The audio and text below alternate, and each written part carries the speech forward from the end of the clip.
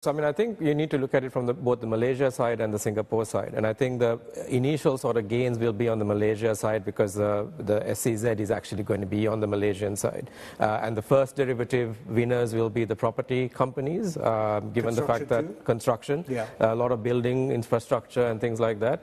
And quite interestingly, the plantation companies, because they have a lot of land bank in Johor. They get bought out?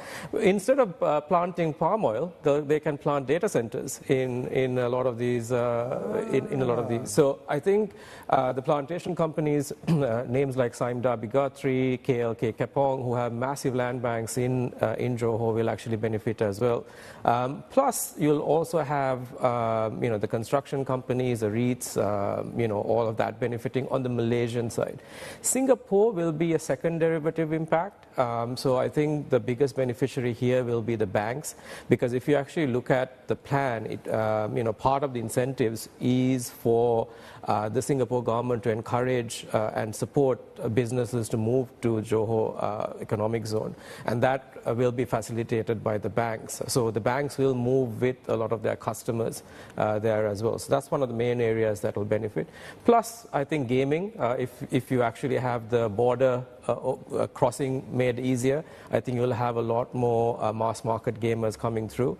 And I think thirdly, the telcos, given the fact that you have this data center boom, plus you'll have a lot more demand for interconnectivity infrastructure between Singapore and Johor as well. I got to ask you, when I take a look back and think about this, right, it seems as though we've kind of been here before. Iskandar, right? In this case, it's much more ambitious and also bigger in scale, and crucially involves directly Singapore, right?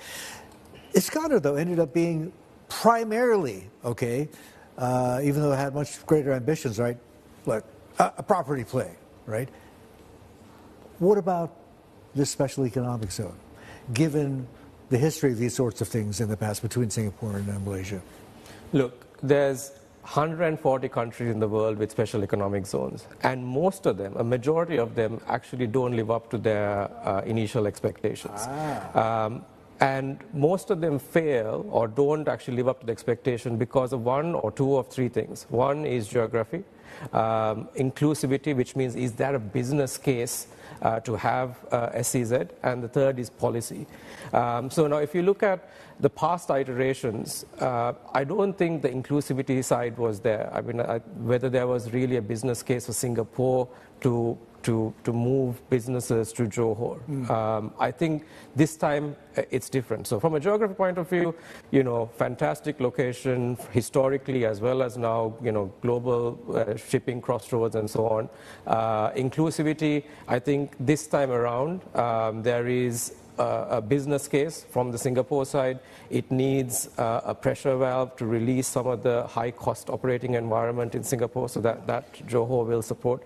And for Johor as well, they need economic growth and jobs, so that again creates a business case. So then it comes down to policy. And on the policy side, the last few iterations, most of the policy was on just one side. There was no real encouragement on the Singapore side.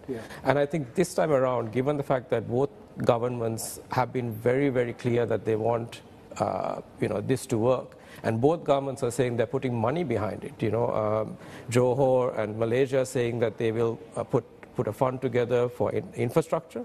And on the Singapore side, the government is saying they will build mechanisms to support companies to move. I think this time it's different.